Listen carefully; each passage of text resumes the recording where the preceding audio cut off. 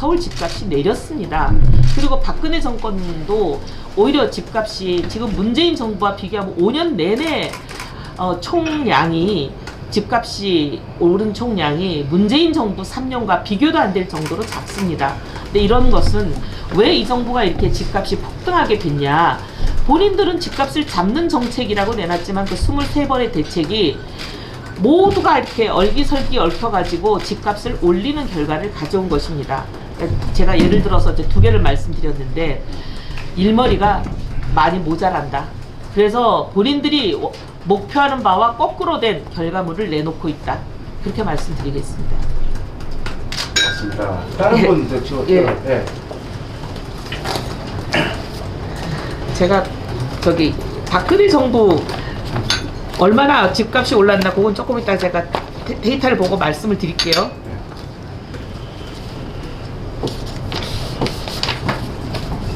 네, 다른 분 말씀 주시면. 의원님이 시장이 되셔야 되는 이유 네.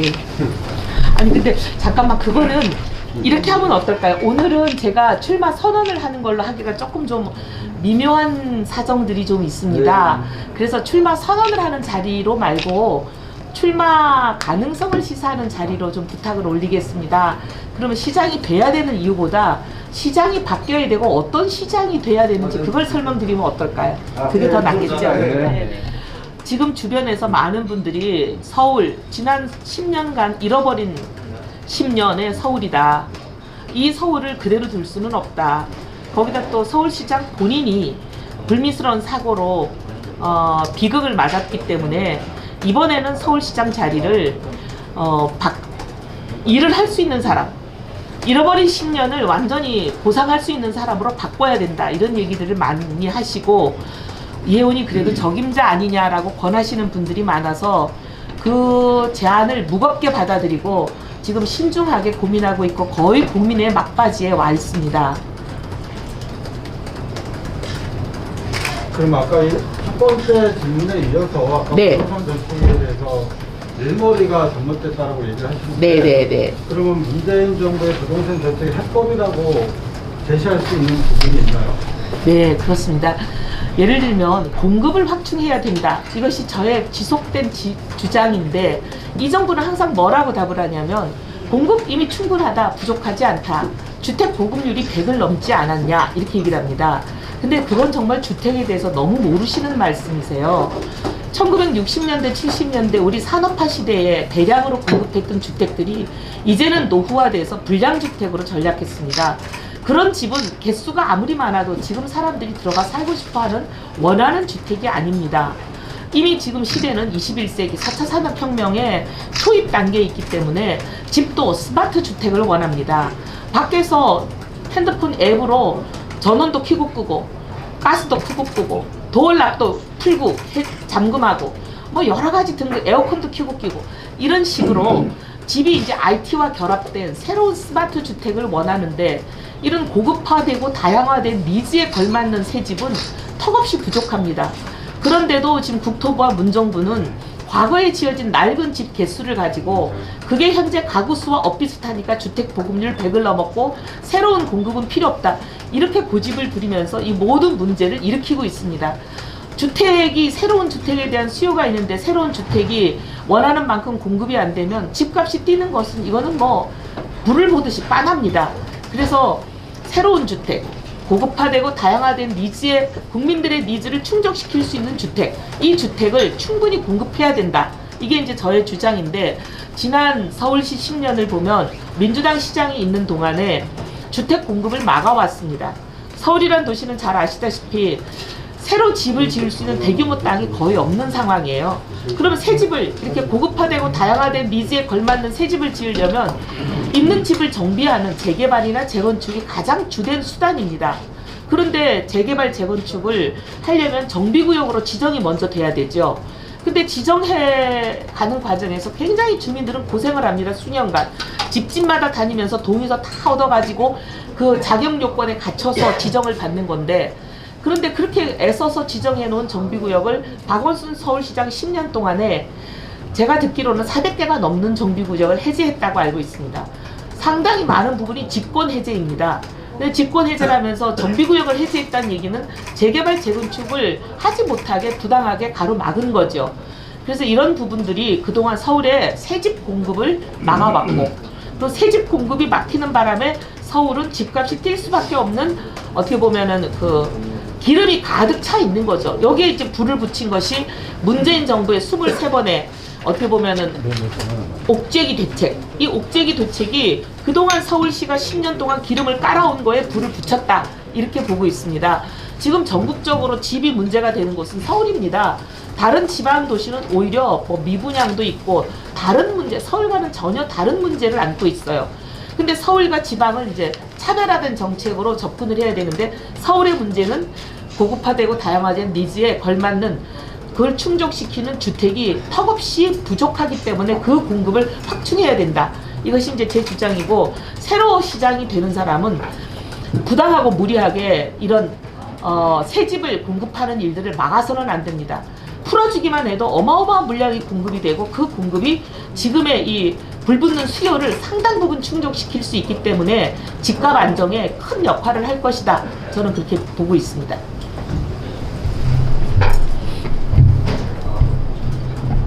제가 한번 네. 지금 사실 서울시는 대통령 민주당이에요.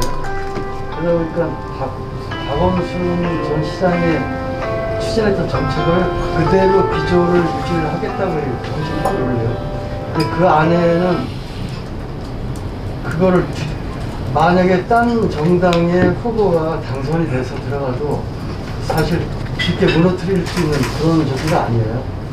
지금 시청 자체도 문제고 시의원들도 그쪽은 이미 치중되어 있기 때문에 만약에 다른 어떤 분이 다른 정당 후보가 당선이 된다면 그걸 어떻게 획기적으로 바꿀 수 있을까요? 획기적으로 바꾸기는 쉽지 않을 거라고 보고 있습니다. 지난번 오세훈 시장이 무상급식 때문에 사퇴를 하신 적이 있었는데 그때도 어떻게 보면 밖으로 드러나는 이유는 무상급식이 계기가 됐을 수 있지만 어떻게 보면 내면적인 이유는 그때만 해도 서울시 의원이 한 70명이 넘었죠. 상대 진영이. 그런 분들이 끊임없이 오 시장의 일을 방해하고 발목 잡고 하는 그런 부분들이 어떻게 보면 그 시장이 사퇴하게 되는 길목에 여러 가지 원인을 제공하지 않았나 생각합니다. 근데 지금은 말씀하신 대로 그때하고 또 비교할 수 없을 정도로 오히려 완전히 원사이드한 일방적인 구조가 돼버렸습니다. 이젠 견제도 할 수 없는 구조가 돼버렸죠. 그렇긴 한데 제가 생각하기에는 서울시 의회를 거쳐야 될 일도 있고 거치지 않아야 될 일들도 있습니다.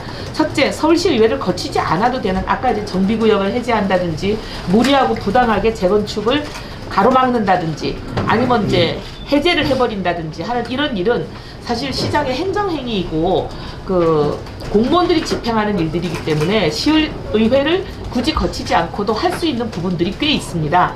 그 부분부터 하는 것이 저는 맞다고 보고요. 1년이라는 세월은 굉장히 짧은 시간이라고 봅니다.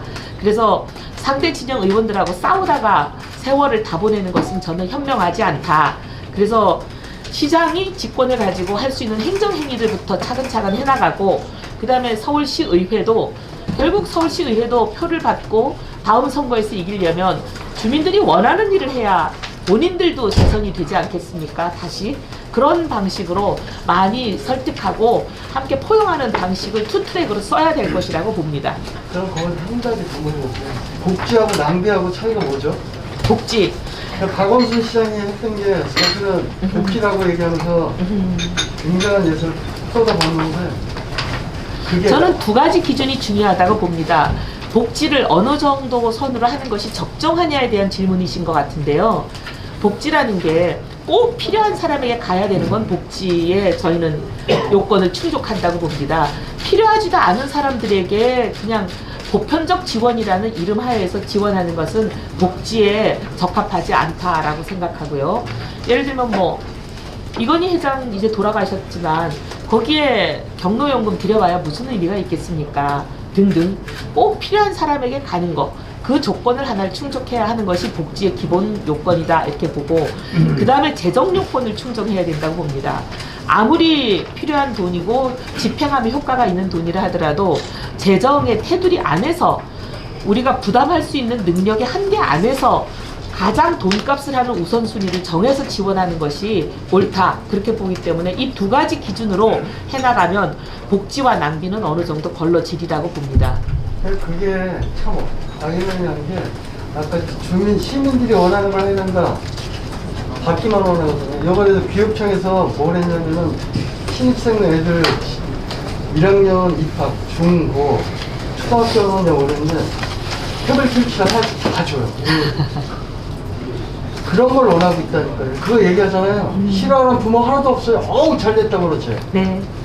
근데 그게 결국 정치적 리더십은 사람들이 원하는 것과 우리가 할 수 있는 것 그 사이의 격차, 이 격차를 현실이라고 인지하고 그 격차를 메꿔나가는 설득과 어떻게 보면은 설득의 리더십, 이것이 저는 정치적인 리더십이라고 봅니다. 원하는 대로 다 해드리라고 하면 이 나라가 거들이 나지 않겠습니까? 원하는 것을 다 해드리고 싶고 하지만 우리가 이 재정의 한계를 계속 설득하고 설명해서 동의를 구해서 끌고 가는 것, 그게 저는 정치적 리더십이라고 봅니다. 박원순 씨가 그렇게 습관을 들여놨기 때문에 바꾸기 어려워요. 쉽지 않은 일이죠. 그러니까 시장 잘 뽑아야 된다는 게 이런 데서 나오는 겁니다. 근데 시민들 각세가 안 가요. 아, 근데 뭐 설득을 해야죠. 네, 설득을 해야죠. 왜냐하면 복지라는 게 잘 아시다시피 한 번 주었던 것을 뺏을 수 있는 복지는 거의 없습니다, 이 세상에. 특히나 이제 선거로 선출하는 사람의 표를 얻어야 되는 이 민주주의 사회에서는 그게 더더군다나 어렵잖아요. 그래서 복지라는 것은 늘릴 때 굉장히 신중해야 된다. 이것을 저는 우리 국민들도 많이 좀 자각해 가고 있다고 봅니다. 하여튼 그것을 위해서 최선을 다해서 노력하는 게 정치인의 역할이라고 봅니다. 네, 의원님, 저기 여러 가지 실무적인 공부를 많이 하셨어요. 아, 그런가요? 네, 감사합니다. 이제 아까 4차 산업혁명 네. 이거에 대한 말씀 오셔서 제가 질문하고 싶은 거는 이제 4차 산업혁명에서 AI라든지 블록체인이라든지 이런 거로 대표되는 새로운 기술은 우리가 도망갈 수도 없고 피할 수 없는 발전 아닙니까, 그거는. 네. 그래서 이제 그거에 대한 거를 앞으로 우리가 굉장히 신중하게 받아들이고 또 세계 리더가 갖고 갈 수 있는 한국의 유일한 방법이라고 저는 생각하거든요. 네. 그런데 이거에 대해서 다른 나라들의 그 상황을 잠깐 보면은 중국 시진핑 지도자는 이러한 블록체인 또는 토큰 경제에 대한 거를 경제의 새로운 추월선이 될 수 있다. 이렇게 인문일보가 보도하면서 시진핑 지도자가 앞서서 이걸 지도해서 끌고 나가고 있거든요. 그래서 이번 달이죠. 이번 달 12일 날 중앙은행의 디지털 화폐 그 CBDC라는 것을 실제 발행을 해가지고 국민들한테 뿌리고 해가지고 그거를 실용화하는 것을 이제 성공을 했거든요. 그래서 내년에 올림픽에 쓰겠다.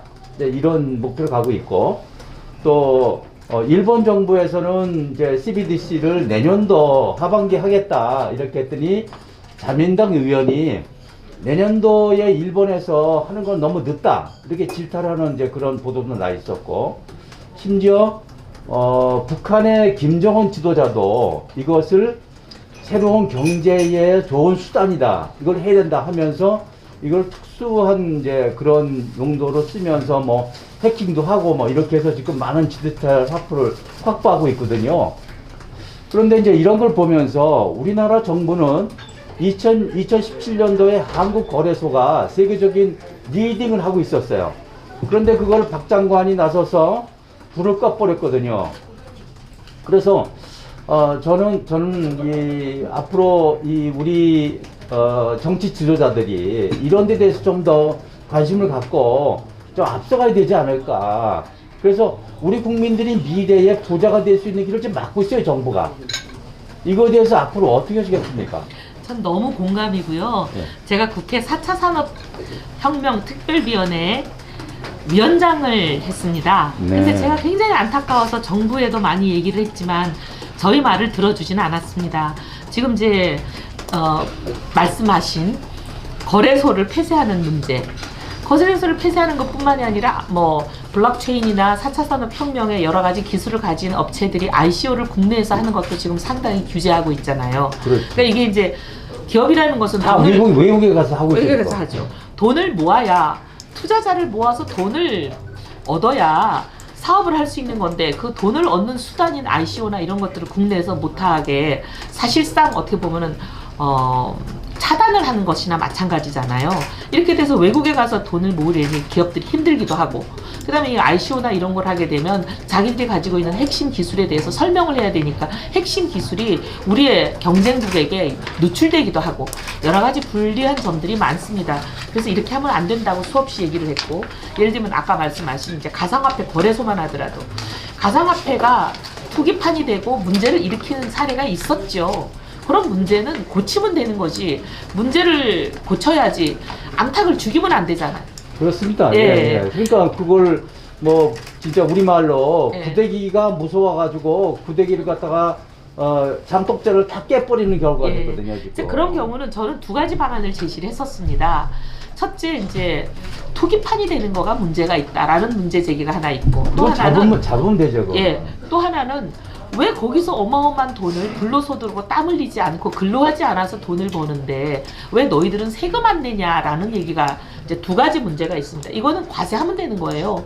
과세를 하려면 실명제를 하면 됩니다. 누가 거기서 얼마의 돈을 버는지 요즘은 워낙 IT가 발달해서요. 이 거래다 뭐다 다 추적이 됩니다. 내년도 잡을 수 7월부터 있죠. 하겠다고 이제 발표했고요. 예, 근데 너무 늦었죠. 네. 그걸 벌써 2018년에 그렇게 죽여버렸기 때문에 2, 3년이 그냥 허송세월을 한 겁니다. 맞습니다. 예. 사실 4차 산업혁명과 같은 그런 기술 발전이 급속하게 빛의 속도로 일어나는 분야에서는 2, 3년 허송세월하면 우리가 처져서 따라갈 수가 없는 상황이에요. 굉장히 저는 늦었다 이렇게 보고, 늦었지만 그래도 안 하는 것보다 하는 게 낫다. 그래서 실명제하고, 실명제하게 되면 과세가 되고, 과세가 돼서 이게 투명하게 되면 그렇게 투기판이 되기가 어렵습니다. 그래서 이 두 가지로 접근하는 해법을 그렇게 정부에 제안을 많이 했는데도 받아들여지지 않았던 건 제가 굉장히 유감이지만, 이제 만약에 새로운 서울시장이 이제 세워지면 그 서울시장은 정부와 다른 정책으로 가야 된다고 봅니다. 서울시가 할 수 있는 일도 많아요. 지금 마크롱이 하고 있는 걸 보면 빅데이터를, 공공이 가지고 있는 빅데이터를 민간 기업들에게 제공하잖아요. 그러면서 구글이다, 애플이다, 페이스북이다, 온갖 그 세계 굴지의 IT 업체들, 그리고 4차 산업혁명을 선도하는 기업들을 불란서로 불러들이잖아요. 그 유인을 주면서. 서울시가 가지고 있는 행정 데이터도 어떻게 보면은 산업에 활용할 수 있는 아주 유용한 데이터들이 많습니다. 이런 것들을 그냥 공짜로 무조건 개방하는 것이 아니라 인센티브를 주는 거죠. 그리고 우리 국익을 위해서 그 기업들이 일을 할 수 있는 여러 가지 조건을 달아서 안전판을 만들고 그것을 공개하게 되면, 저는 4차 산업혁명의 선도기지를 서울이 4차 산업혁명의 전 세계 선도기지가 돼야 된다고 믿는 사람입니다. 그런 일을 할 수 있는 시장이 돼야 된다고 믿죠. 그래서 이제 블록체인 2가 이제 부산시 아닙니까? 지금? 네, 네. 그래서 부산시하고 서울시하고 이렇게 연계를 해가지고 최첨단에 드는 그런 미래 금융이라든지 블록체인이라든지 이런 거를 저는 좀 빨리 들여줬으면 좋겠다는 네, 예, 네. 그런 말씀을 드립니다. 거기다 지금 금융 같으면 이제 금융의 상당히 중심지로 알려져 있는 세계 여러 축이 있잖아요. 뭐 도이치뱅크가 있고, 유럽에 영국의 런던이 있고, 여기 또 아시아에서는 홍콩이 있지 않습니까? 네. 근데 홍콩이 지금 이제 정치적인 불안, 그리고 중국과의 이제 그 어떻게 보면 마찰과 갈등 등등으로 그럼요, 예. 많은 불확실성이 막 생겨나고 있기 때문에, 경제, 특히 금융에서 가장 싫어하는 것은 금융의 독은 불확실성입니다. 그렇죠. 네. 그렇기 때문에 이 불확실성을 우려하는 많은 금융기관들이 이전을 고민하고 고려하고 있어요. 서울이 그걸 끌어와야 된다고 생각합니다. 네, 그래서 맞습니다. 서울이 국제금융의 중심이 될 수 있는 그런 부분은 금융을 알고 경제를 아는 시장이 네. 저는 이번에 탄생해야 된다고 믿습니다. 네, 맞습니다. 예. 저는 후보님이 예. 적극적으로 해주시죠, 그걸. 예. 그동안 너무 서울이 좀 이렇게 보면 재생, 보존 이런 철학으로 거의 압도되어 있었어요. 네. 성장과 발전이라는 개념은 거의 찾아볼 수가 없었습니다. 재산과 보존이 필요 없다는 것이 아니라 성장과 발전과 융화하면서 균형 있게 나가야지 살아있는 도시가 되고 지속 가능한 도시가 된다고 믿습니다. 네, 제가 질문 하나 드리겠습니다. 네. 우리 이행은 전 의원님은 그 소위 말하는 국회 3선 의원이시고 하이스펙, 아주 고스펙 자이신데 그 서울대 경제학과 입학하고 뭐 UCLA 대학교 경제학 박사, 영국 레스터 대학교 경제학 교수, 그리고 KDI 한국개발원연구위원까지 지내셨거든요. 제가 이 텍스트를 봤는데 우리 그 예원 의원님이 경제민주화론자로 이렇게 있더라고요. 그래서 그런 경제민주화를 좀 잠깐 설명을 좀 주시고 그 경제민주화를 정책적으로 대안으로서 정책을 입안하신다면 우리 사회가 지금 어떻게 변화가 될 수 있는지 간단하게 말씀해 주시죠. 경제 민주화만큼 오해를 많이 불러오는 단어도 없는 것 같습니다. 보수 진영에서는 경제 민주화하면 저건 빨갱이 이렇게 생각하시고 재벌 해체하자는 거잖아 이렇게 생각하시는 분들이 많이 있습니다. 그런데 이제 저희가 주장하는, 저를 비롯한 저와 같이 했던 우리 보수 진영의 동료들이 주장하는 경제 민주화는 재벌 해체 이런 얘기를 하는 게 아니라 공정 경제를 하자는 겁니다. 기업을 하더라도 법을 지키면서 하고, 법을 어겼을 때는 법에 따른 처벌을 정당하게 받고, 그래서 법을 어기는 일이 재발하지 않도록 방지되는 그런 경제 질서를 확립하자. 이게 저희가 이제 주장하는 경제 민주화입니다. 예를 들면 이런 거예요. 지금 3법이 공정경제법 3법이라 그래가지고 3가지 법이 지금 논의가 되고 있습니다. 하나는 상법, 하나는 공정거래법, 그리고 나머지 하나는 금융그룹 감독법, 이렇게 논의가 되고 있는데 그 중에 하나를 제가 예를 들어서 설명을 올리겠습니다. 제일 시끄러운 것이 상법 개정안에 감사를 분리선출하자는 그 안으로 지금 논의가 되고 있는데, 그 부분이 이렇습니다. 과거에는 재벌 총수라고 이제 우리가 속된 말로 부르는 지배주주들이 이사를 선임하는데 자기 입맛에 맞는 이사를 선임할 수 있는 여러 가지 영향력을 미칠 수 있는 이 채널들이 다 있습니다. 의결권을 절대적으로 가지고 있으니까요. 지분이 예를 들어 50%다. 그러면 50%에 해당하는 의결권을 행사하는 거 아니겠습니까? 그러다 보니까 그동안 어떤 문제들이 많았냐. 이사를 그렇게 선출을 해두고 그 선출된 이사 중에서 감사를 돌아가면서 시키니까 감사 자체도 재벌 총수가 입맛대로 뽑아놓은 사람 안에서 선정이 된다라는 비판들이 많았습니다. 그래서 감사가 해야 될 이제 본연의 업무라는 것은 이 전문 경영인이나 또 지배주주나 이런 사람들이 혹시 자기들 사익을 취하는 것이 없는가, 그래서 불법하고 부당한 일이 일어나는 건 없는가, 이런 것을 잘 조사도 하고 적발을 해서 만약에 그게 적발이 되면 관할 관청에 신고도 하고, 그리고 또 주총도 소집을 해서 이 문제를 제기해서 바로 잡고, 이런 역할을 하는 것이 감사인데, 감사가 지배주주, 재벌 총수와 한 팀이 된 사람이 들어와 있으면 이런 견제 장치가 작동을 하지 않습니다. 그래서 재벌 안에서 일어나는 많은 일들이 견제 장치가 작동하지 않아서 일어난 일들이 많았는데, 이제 그것을 끊임없이 고치자는 이제 문제 제기가 있었어요. 이번에 이제 정부가 들고 나오는 감사는 이사와 따로 분리해서 따로 뽑고, 이 감사를 뽑을 때는 지배주주가 아무리 지분을 많이 갖고 있다 하더라도 의결권을 3% 이내로만 행사하게 하자. 이제 이런 주장인데, 그런 주장이 나온 배경은 충분히 이해가 되고 취지가 공감이 되는 부분이 있어요. 근데 이제 저희가 우려하는 거는 이 3%면 너무 작은 거 아니냐.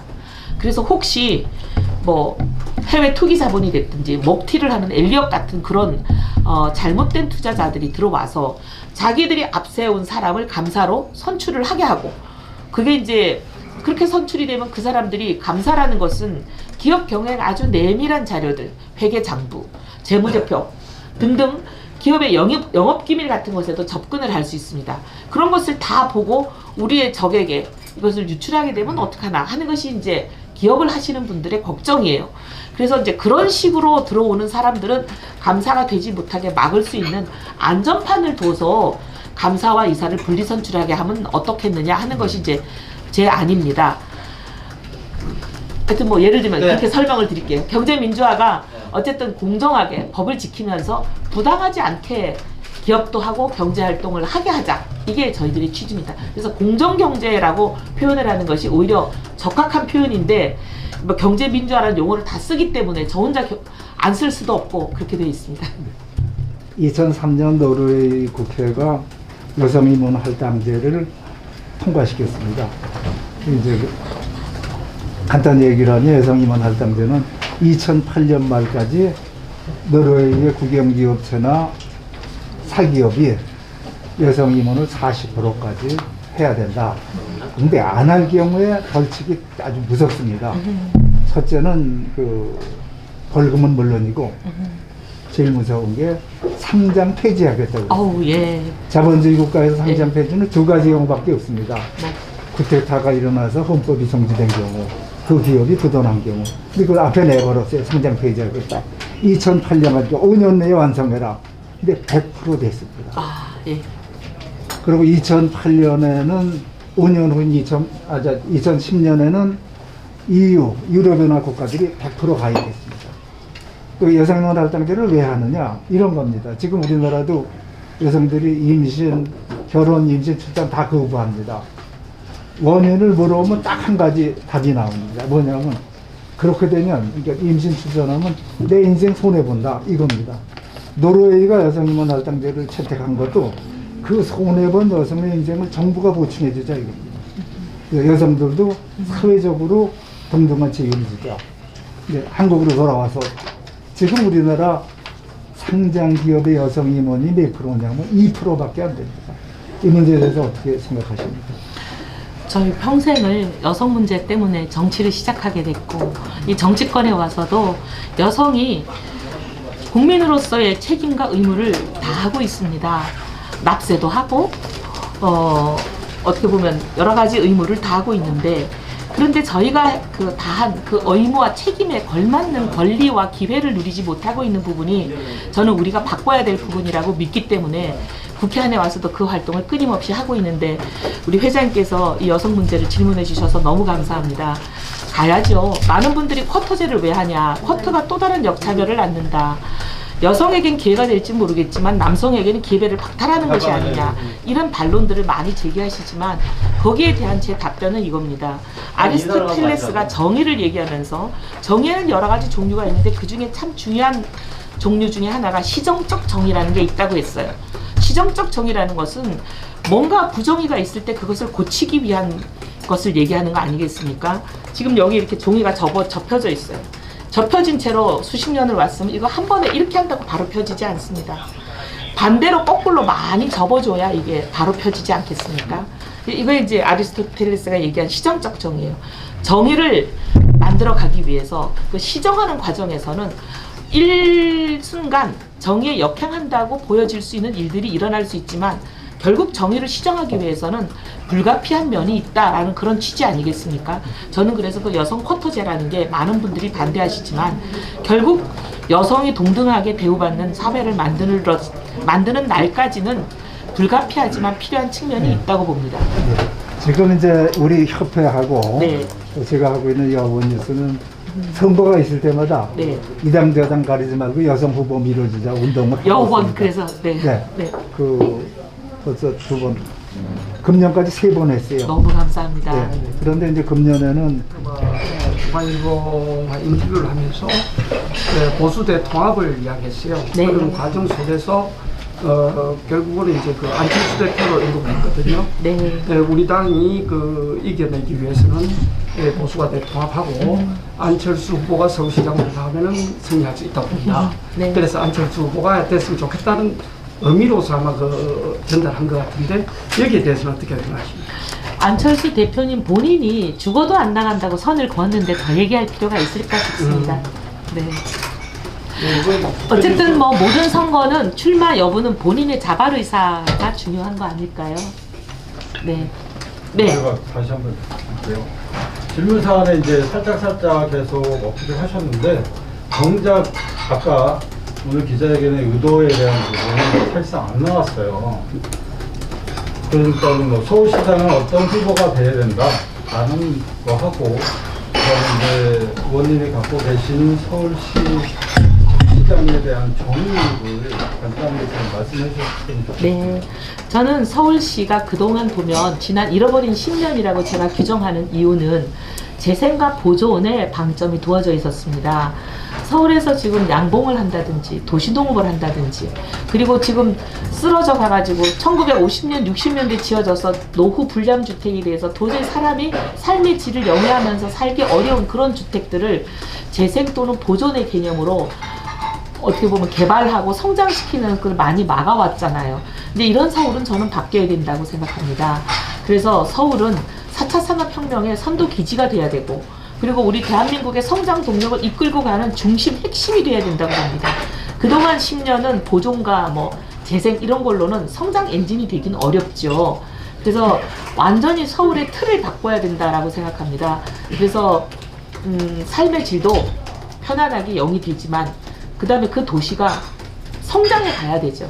그래서 4차 산업혁명의 선도기지로서 서울이 성장하도록 만드는 시장, 그런 시장이 저는 필요하다고 보고, 가장 지금 서울 시민들 밤잠을 못 주무시게 하는 부동산 문제, 서울에 살고 싶어하는 사람은 서울에 살 수 있게 하는 시장이 되어야 됩니다. 집을 공급을 하고, 예를 들면은 아까 민간 개발이나 이런 것은 부당하게 막지 않아서 민간이 하겠다는 개발이 합법적인 테두리 안에서 가능한 일들이면 날개를 달아서 가게 해주고, 지금까지 모래주머니를 발에 채워왔잖아요. 날개를 달아서 가게 해주고, 그 다음에 이제 그렇게 민간 시장에서 본인의 살 집을 마련하기 어려운 저소득층이나 청년, 신혼부부 이런 분들에 대해서는 어쨌든 공공이 할 수 있는 역할인 임대주택을 대폭 확충하는 게 맞습니다. 그래서 확충해서 누구나 서울에 살고 싶어하는 사람 서울에 살 수 있게 해주는 그런 시장이 필요한 시대입니다. 그러면 간단하게 의원님은 그 적합한 후보라고 생각하세요? 고민하고 있습니다. 그리고 심사숙고 중입니다. 예. 감사합니다. 네, 박수 한번 보내드립시다. 감사합니다. 감사합니다.